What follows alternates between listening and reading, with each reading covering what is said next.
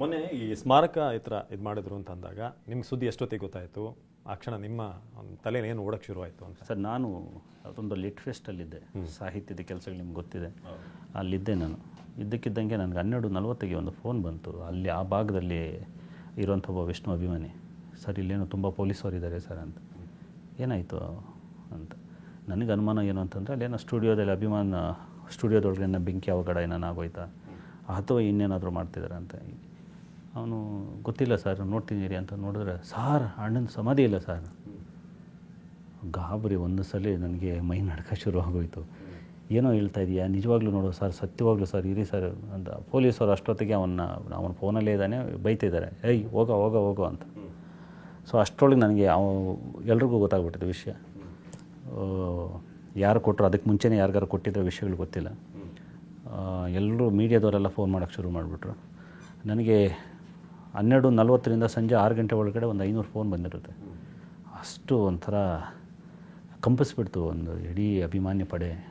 ಹೌದಾ, ಹೀಗೆ ಮಾಡ್ತಾರ, ಸಮಾಧಿಯನ್ನು ಒಡೆಯೋಷ್ಟು ಅನಾಗರಿಕರಾಗ್ಬಿಟ್ವ ನಾವು, ಇಷ್ಟೊಂದು ಪ್ರಜ್ಞಾವಂತಿಕೆಯನ್ನು ಕಳ್ಕೊಂಬಿಟ್ವ ನಾವು.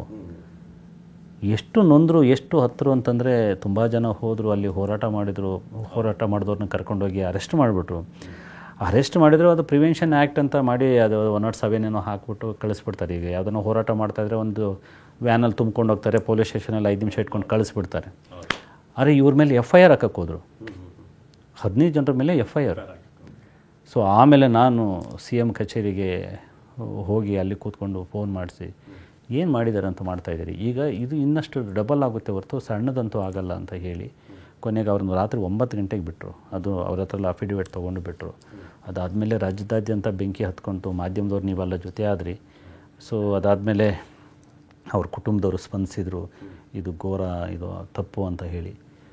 ನಂತರ ಕಿಚ್ಚ ಸುದೀಪ್ ಅವರು ಸ್ಪಂದಿಸಿದರು. ಅದಾದಮೇಲೆ ಒಬ್ಬರು ಸ್ಪಂದಿಸಿದರು. ಇವತ್ತು ಒಂದಷ್ಟು ಕೆಲಸಗಳು ಆಗ್ತಿದ್ದಾವೆ. ಬಟ್ ಆ ನಿಲ್ಸಮಗೊಂಡ ವಿಷಯ ಇವತ್ತಿಗೂ ನಮಗೆ ಅರಗಿಸ್ಕೊಳಕ್ಕಾಗ್ತಿದೆ. ಸುದೀಪ್ ಅವರ ವಿಡಿಯೋ ನಾನು ಕೂಡ ನೋಡಿದೆ. ಅವರು ಇನ್ಸ್ಟಾಗ್ರಾಮ್ ಹಾಕಿದ ಕೂಡಲೇ ನಾನು ಅದನ್ನು ನೋಡಿದೆ.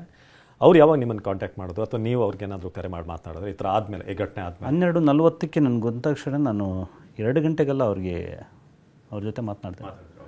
ಸೊ ಆ 1 ಗಂಟೆ ಗಾಬರಿಯಲ್ಲಿ ಏನು ಮಾಡಬೇಕೋ ಗೊತ್ತಾಗಿಲ್ಲ ನನಗೆ. ತುಂಬ ಫೋನ್ ಕಾಲ್ಸ್ ಬೇರೆ. ಬಟ್ 1-2 ಗಂಟೆ ಸುಮಾರಿಗೆ ನಾನು ಅವ್ರಿಗೆ ಫೋನ್ ಮಾಡಿ ಮಾತಾಡಿದೆ.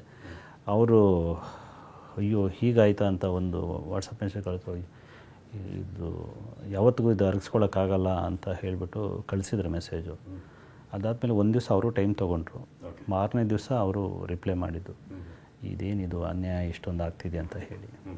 ಸೊ ಅವರು ನಮಗಿಂತ ಭಾಳ ದೊಡ್ಡ ಅಭಿಮಾನಿ. ಅವ್ರು ನೋಡಿ, ಅವ್ರದ್ದೇ ಸಿನಿಮಾಗಳು 100 ಹಾಡಿದ್ದು ಬೆಸ್ಟ್ ಹಿಟ್ ಹಾಡುಗಳು. ಎಲ್ಲೇ ಹೋದರೂ ಅವರು ತುತ್ತು ಅನ್ನ ತಿನ್ನೋಕೇನೆ ಹಾಡೋದು. ಸೊ ಬಾಂಬೆಗೆ ಹೋದರೆ ಅಲ್ಲಿ ಯಾರೋ ಅಮಿತಾಬ್ ಬಚ್ಚನ್ ಪ್ಲೀಸ್ ಮಾಡಲ್ಲ, ಅಲ್ಲೂ ಕೂಡ ಮೈ ಐಡಿಯಲ್ ವಿಷ್ಣುವರ್ಧನ್ ಅಂತಲೇ ಹೇಳ್ತಾರೆ. ಇಲ್ಲೆಲ್ಲೋ ತಮಿಳ್ನಾಡಿಗೆ ಹೋದರೆ ರಜನಿಕಾಂತ್ ಪ್ಲೀಸ್ ಮಾಡೋದು. ತಮಿಳ್ನಾಡಲ್ಲಿ ಇಂಟ್ರ್ಯೂ ಕೊಟ್ಟರು ಕೂಡ ಅಲ್ಲಿ ವಿಷ್ಣುವರ್ಧನ್ ಹೆಸರು ಹೇಳ್ತಾರೆ. ಸೊ ಈ ಥರದ್ದೆಲ್ಲ ಅಮೇಝಿಂಗು. ಮತ್ತು ನಾನು ಅವರಿಗೆ ಯಾವುದನ್ನು ಮೊದಲನೇ ಸರಿ ಒಂದು 10 ವರ್ಷದ ಹಿಂದೆ ಅವ್ರನ್ನ ಫಸ್ಟ್ ಭೇಟಿಯಾದಾಗ ಅವ್ರಿಗೆ ಯಜಮಾನ್ರದ್ದೊಂದು ಫೋಟೋ ತೊಗೊಂಡೋಗಿ ಹಿಂಗೆ ಕೊಟ್ಟಾಗ ಚಪ್ಪಲಿ ಬಿಟ್ಬಿಟ್ಟು ಅದನ್ನು ಫೋಟೋ ತೊಗೊಂಡ್ರು. ನನಗೆ ಇಷ್ಟೆಲ್ಲ ಒಂಥರ ಆರಾಧನಾ ಭಾವ ಇಟ್ಕೊಂಡಿದ್ದಾರೆ ಅಂತ ನನಗೆ ಗೊತ್ತಿರಲಿಲ್ಲ. ಸೊ ಅವರು ಇದ್ರ ಪರವಾಗಿ ನಿಲ್ಲೇಬೇಕು, ಏನಾದರೂ ಮಾಡಲೇಬೇಕು ಅಂತ ಶಬ್ದ ಮಾಡಿದರು. ಅದಾದಮೇಲೆ ವಿಡಿಯೋ ಬಿಟ್ಟರು. ವಿಡಿಯೋ ಬಿಟ್ಟಾದಮೇಲೆ ನಮ್ಮ ಬೆಳವಣಿಗೆಗಳು ಎಲ್ಲ ನೋಡಿಕೊಂಡ್ರು. ಕೊನೆಗೆ ಒಂದು ದಿವಸ ಫೋನ್ ಮಾಡಿ ನಾವು ಅವ್ರಿಗೆ ಪುಣ್ಯಭೂಮಿನ ಯಾರೂ ರೀಪ್ಲೇಸ್ ಮಾಡೋಕ್ಕಾಗಲ್ಲ, ಅದು ಯಾರಿಗಾದರೂ ಅರ್ಥವಾಗೋಂಥ ವಿಷಯ. ಪುಣ್ಯಭೂಮಿ. ಬಟ್ ಈಗ ಅಲ್ಲಿ ಪುಣ್ಯಭೂಮಿನ ನೆಲಸಮ ಮಾಡಿದ್ದಾರೆ. ಈಗ ಸೆಪ್ಟೆಂಬರ್ 18 ಅವರ 75ನೇ ಅಮೃತ ಮಹೋತ್ಸವ. ಅಭಿಮಾನಿಗಳು ಎಲ್ಲೂ ಹೋಗಬೇಕು. ಡಿಸೆಂಬರ್ 30 ಬರುತ್ತೆ, ಅವರು ಎಲ್ಲೂ ಹೋಗಬೇಕು. ಸೊ ಇದು ಇನ್ನೂ ಎಷ್ಟು ವರ್ಷ ನಡೆಯುತ್ತೋ ಗೊತ್ತಿಲ್ಲ. ಅದರಿಂದ ಅವರ ಹೆಸರಲ್ಲಿ ಒಂದು ದರ್ಶನ ಕೇಂದ್ರವನ್ನು ಮಾಡಿಬಿಡೋಣ ಅಂತ ಹೇಳಿ ನಾನು ಅವರಿಬ್ಬರು ಮಾತನಾಡ್ಕೊಂಡ್ವಿ. ಅವರು ಕೂಡ ಒಪ್ಪಿಗೆ ಆಯ್ತು ಅದು ವಿಷಯ.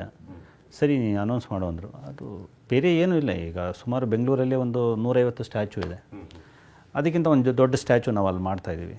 ಅದೊಂದು ಪ್ರವಾಸಿ ಕೇಂದ್ರವಾಗಿ ಮಾಡಿಬಿಟ್ಟು ಅಭಿಮಾನಿಗಳು ಎಲ್ಲರೂ ಬರೋ ಅಗತ್ಯ ಇಲ್ಲ. ಯಾಕಂದರೆ ಕೆಲವರು ಮೈಸೂರಲ್ಲಿ ನೋಡ್ಕೋತಾರೆ, ಇನ್ನು ಕೆಲವರು ಅವರವ್ರದ್ದೇ ಪುತ್ಥಳಿಗಳಿದ್ದಾವೆ. ಆದರೆ ಏನೂ ಇಲ್ಲದೆ ಇರೋಂಥವ್ರು ಕೆಲವರು ಇರ್ತಾರಲ್ಲ, ಅವ್ರಿಗೆ ಎಲ್ಲಿಗೆ ಬರಬೇಕು ಅಂತಂದರೆ ಇಂಥ ಜಾಗಕ್ಕೆ ಬಂದರೆ ಇಲ್ಲಿ ಅವರ ಹೆಸರಲ್ಲಿ ಅವತ್ತು ಹುಟ್ಟುಹಬ್ಬ ದಿವಸ ಏನೋ ಒಂದು ಕಾರ್ಯಕ್ರಮ ನಡೀತಾ ಇರುತ್ತೆ, ಓಕೆ. ಅವರ ಪುಣ್ಯಸ್ಮರಣೆ ದಿವಸ ಅದು ಸ್ಮರಣೆ ಕಾರ್ಯಕ್ರಮ ನಡೆಯುತ್ತೆ ಅನ್ನೋಂಥಕ್ಕೆ ಒಂದು ಜಾಗ ಬೇಕು ಅಂತ ಅಂದ್ಕೊಂಡ್ವಿ. ಅದಕ್ಕೆ ಅದು ಮಾಡ್ತಾಯಿದ್ವಿ. ಇಂಥದ್ದೇ ಜಾಗ ಅಂತ ಸ್ಪೆಸಿಫಿಕ್ ಆಗಿ ಆಯ್ಕೆ ಮಾಡಿದ ಸುದೀಪ್ ಅವರೇನ ಅಥವಾ ನೀವೇನಾದ್ರು ಸಜೆಸ್ಟ್ ಮಾಡಿದ್ರ? ಇಂಥ ಒಂದು ಜಾಗ 3 ಜಾಗ ಇದೆ. ಓಕೆ. ಆ 3 ಜಾಗದಲ್ಲಿ ನಾವು ಸಾಧ್ಯತೆಗಳನ್ನೆಲ್ಲ ಚೆಕ್ ಮಾಡ್ತಾಯಿದ್ವಿ. ಆ 3 ಜಾಗ ನಾವು ಯಾವುದು ಜಾಗ ಅಂದರೂ ಕೂಡ ಅದು ರಿಜಿಸ್ಟ್ರೇಷನ್ ಆಗುತ್ತೆ, ಆ ಮಟ್ಟದಲ್ಲಿದೆ ಈಗ. ಅದಕ್ಕೆ ಅಡ್ವಾನ್ಸ್ ಮಾಡಿದ್ವಿ. ಕೆಂಗೇರಿ, ಕೆಂಗೇರಿ ಸುತ್ತಮುತ್ತನೇ ಇರುತ್ತೆ. ಸೊ ಆ 3 ಜಾಗದಲ್ಲಿ ಒಂದು ಜಾಗವನ್ನು ನಾವು ಫೈನಲ್ ಮಾಡಿದ್ದೀವಿ. ಆದರೆ ಮಾಡ್ತೀವಿ ಈಗ ನಾಳೆ ನಾಡಿದ್ರಲ್ಲಿ ಫೈನಲ್ ಮಾಡಿ ರಿಜಿಸ್ಟ್ರೇಷನ್ ಕೊಟ್ಟೋಗ್ತೀವಿ. ಹೋಗಿ ಬರೋಕ್ಕೆ ಕನ್ವೀನಿಯಂಟ್ ಆಗಿದೆಯಾ? ಅದನ್ನೇ ಮಾಡ್ತಾಯಿದ್ವಿ. ಮೇನ್ ರೋಡ್ಗೆ ಮಾಡ್ಕೊಂಡು ಒಳ್ಳೆ ರಸ್ತೆ ಇರುವಂಥದ್ದು ಕಡೆಗೆ 3 ಜಾಗಗಳು ಎಲ್ಲ ಆಯಾಮದಲ್ಲೂ ನೋಡಬೇಕು. ಹತ್ರ ಡಿಸಿಷನ್ ತೊಗೊಳ್ಳೋದು ಬೇಡ ಅಂತ. ಸೊ ನೋಡ್ತಾ ಕೇಳಿದೆ ಅಂತಂದರೆ ಅಭಿಮಾನ್ ಸ್ಟುಡಿಯೋನೇ ಸ್ವಲ್ಪ ಈಗ ಬೆಳೆದಿದೆ, RR ನಗರ ಎಲ್ಲ ಬೆಳೆದುಕೊಂಡು ಹೋಗಿ ಅದೇ ಸ್ವಲ್ಪ ದೂರ ಆಯಿತು ಅನ್ನೋದು ಅಭಿಪ್ರಾಯ ಇತ್ತು. ಸೊ ಈಗ ಮತ್ತೆ ಕೆಂಗೇರಿಗೆ ಹೋದಾಗ ಇನ್ನಷ್ಟು ಇಂಟೀರಿಯರ್ ಆಗುತ್ತಾ ಅಥವಾ ಈಸಿ ಆಗಿದೆಯಾ ಅಂತ ಹೋಗೋಕ್ಕೆ? ಬೆಂಗಳೂರು ಬೆಳೀತಾನೇ ಇದೆ ಸರ್. ಇವತ್ತು ಬಿಡದಿ ತನಕ ಬೆಂಗಳೂರೇ. ಇನ್ನೊಂದು 5 ವರ್ಷಕ್ಕೆ ಹೋದರೆ ರಾಮನಗರವು, ಈಗಲೇ ರಾಮನಗರಕ್ಕೆ ಬೆಂಗಳೂರು ಹೆಸರಿಟ್ಟಿದ್ದಾರೆ. ಸೊ ಅದರಿಂದ ಆ ಭಾಗಕ್ಕೆ ಹೋಗಿ ಬರುವಂಥವ್ರಿಗೆ ಅದು ದೂರ ಆಗೋದು. ಮತ್ತು ಮೆಟ್ರೋ ಇದೆ ಅಲ್ಲಿ ಕೆಂಗೇರಿ ತನಕ. ಸೊ ಅದರಿಂದ ಅಭಿಮಾನಿಗಳು ಮೆಜೆಸ್ಟಿಕಲ್ಲಿ ಇಳ್ಕೊಂಡ್ರು ಕೂಡ ಒಂದು 40 ನಿಮಿಷಕ್ಕೆ ಕೆಂಗೇರಿಗೆ ಬಂದುಬಿಡ್ಬೋದು. ಅಭಿಮಾನ್ ಸ್ಟುಡಿಯೋಗೆ ಅಲ್ಲಿ ಮೆಟ್ರೋ ಇರಲಿಲ್ಲ. ಈ ಕೆಂಗೇರಿ ಆದರೆ ಹತ್ತಿರ ಇದಾಗುತ್ತೆ. ಸೊ ಇದೊಂದು ಅನುಕೂಲ ಇದೆ. ಬಟ್ ಅಭಿಮಾನ್ ಸ್ಟುಡಿಯೋವನ್ನು ಅಂದರೆ ಪುಣ್ಯಭೂಮಿಯನ್ನು ಉಳಿಸ್ಕೊಳ್ಳುವಂಥ ಒಂದು ಪ್ರಯತ್ನ ಮಾತ್ರ ನಾವು ಜಾರಿಯಲ್ಲಿಡಬೇಕು ಅಂತ ನಾನು ಸುದೀಪ್ ಸರ್ ಕೂಡ ಅಂದ್ಕೊಂಡಿದ್ದೇವೆ.